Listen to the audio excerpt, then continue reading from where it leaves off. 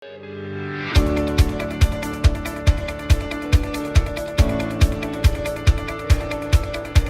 મિત્રો, આજે આપણે ભારત જળ સંસાધનની અંદર ચેપ્ટરની અંદર વાત કરશું સિંચાઈ ક્ષેત્રનું વિતરણ.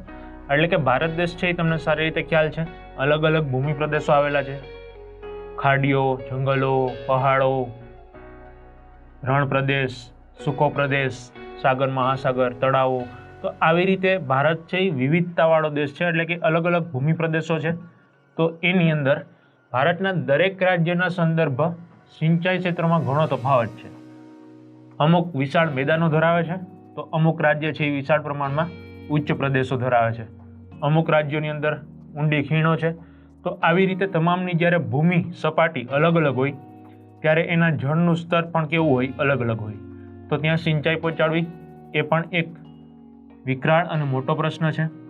એટલે સિંચાઈની સગવડતા છે એ દરેક રાજ્યની અંદર અલગ અલગ હોય, કારણ કે દરેક રાજ્યની અંદર નદીઓની સંખ્યા અને નદીઓની બારેમાસ વહેવાની પ્રક્રિયા છે એ પણ અલગ અલગ છે.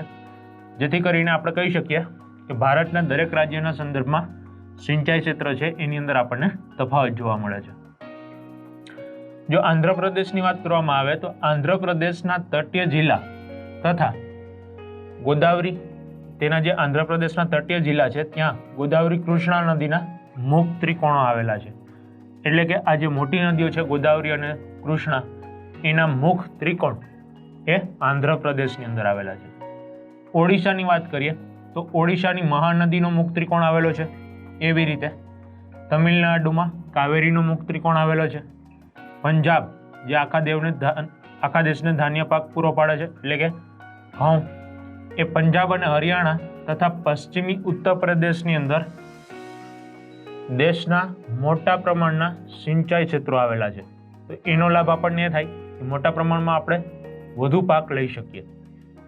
જેટલા પ્રમાણમાં સિંચાઈની સગવડ સારી હશે એટલા પ્રમાણમાં ખેડૂતો વર્ષની અંદર એક કરતાં વધુ પાક લઈ શકશે.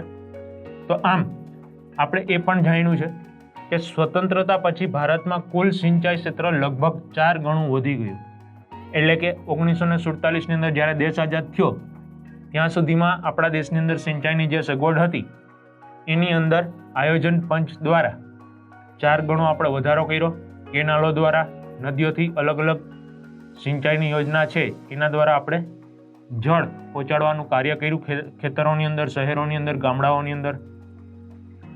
સ્પષ્ટ વાવેતર ક્ષેત્રના લગભગ 38%, એટલે કે 38% ભાગમાં સિંચાઈ થાય છે. અત્યારે તમે જોશો તો ખેતીલાયક જમીન છે એની 38% જમીનની અંદર આપણે શું કરીએ છીએ, જે વાવેતર વિસ્તાર છે એના 38%ની અંદર આપણે સરકાર દ્વારા અલગ અલગ નદીઓમાંથી સિંચાઈનું પાણી પૂરું પાડવામાં આવે છે.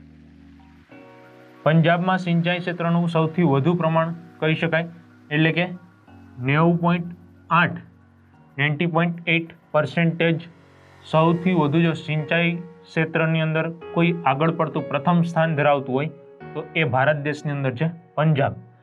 કારણ કે પંજાબની અંદર 5 નદીઓનો સંગમ છે અને આ 5 નદીઓનું પાણી ભરપૂર પ્રમાણમાં પંજાબના લોકોને મળી રહે છે, જેથી કરીને ત્યાં ઘઉંનો પાક આપણે સારો લઈ શકીએ છીએ.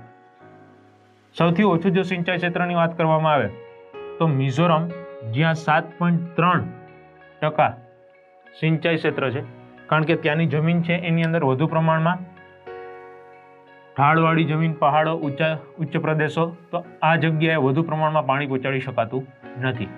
એટલા માટે મિઝોરમની અંદર સૌથી ઓછું પ્રમાણ છે સિંચાઈ ક્ષેત્રનું, જ્યારે આખા ભારત દેશની અંદર સૌથી વધુ પ્રમાણ છે પંજાબની અંદર સિંચાઈ ક્ષેત્રનું 90.8. તો આ આપણે વાત કરી કે આપણા દેશની અંદર અલગ અલગ રાજ્ય, અલગ અલગ કેન્દ્રશાસિત પ્રદેશ, એની અંદર પેયજળ, ખેતી ક્ષેત્ર માટે, કૃષિ ક્ષેત્ર માટે જે જળ જોઈએ એ બધાની અંદર તફાવત જોવા મળે છે. અને તમામ રાજ્યો છે એ પ્રયત્ન હંમેશા એવા કરે છે કે એ નદીઓના પાણીને સમુદ્રની અંદર, સાગરની અંદર ભળી જાય એની જગ્યાએ અટકાવી તેમની ઉપર ચેકડામો બાંધી કેનાલો મારફતે સિંચાઈ ક્ષેત્રની સગવડતામાં વધારો કરે, કૃષિ ક્ષેત્રની અંદર વધુ પાક લઈ શકે. આગળ વાત કરીએ આપણે જળ સંકટ વિતરણની વ્યવસ્થાની તફાવતની આપણે વાત કરી તો જળ સંકટ છે એ પણ આપણા માટે એક કુદરતી પ્રશ્ન છે. જળ એ કુદરત તરફથી મળેલી અણમોલ ભેટ છે.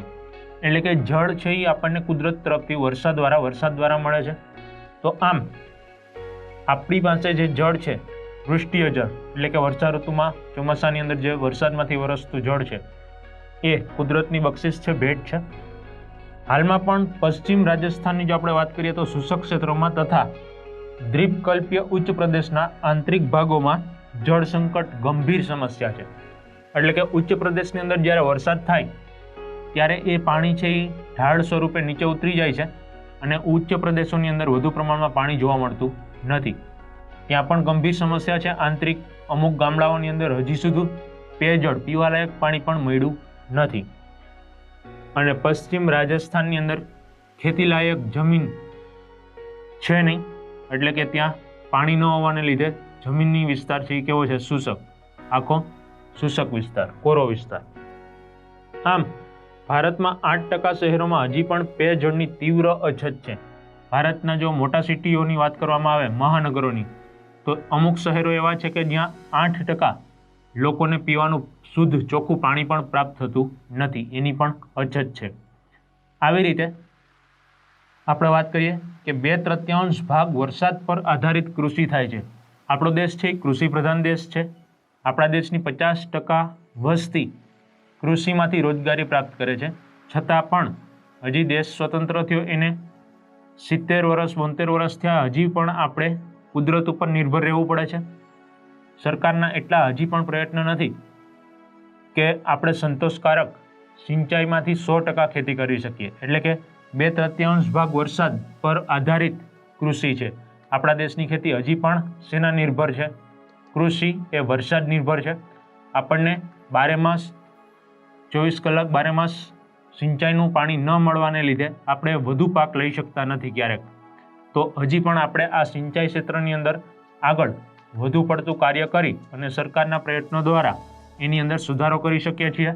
અને આવનારા વર્ષોની અંદર સિંચાઈનું જે ક્ષેત્ર છે એને સુદૃઢ બનાવી અને તમામ ખેડૂતોને પોતાના પાક ઉત્પાદન માટે વધુ પ્રમાણમાં પાણી મળી રહે એનો સદુપયોગ કરી અને વધુ ખેતીમાંથી ઉત્પન્ન કરેલો પાક આપણે આંતરરાષ્ટ્રીય અને રાષ્ટ્રીય બજારની અંદર વેચી શકીએ અને ખેડૂતોની સમૃદ્ધિ લાવી શકીએ.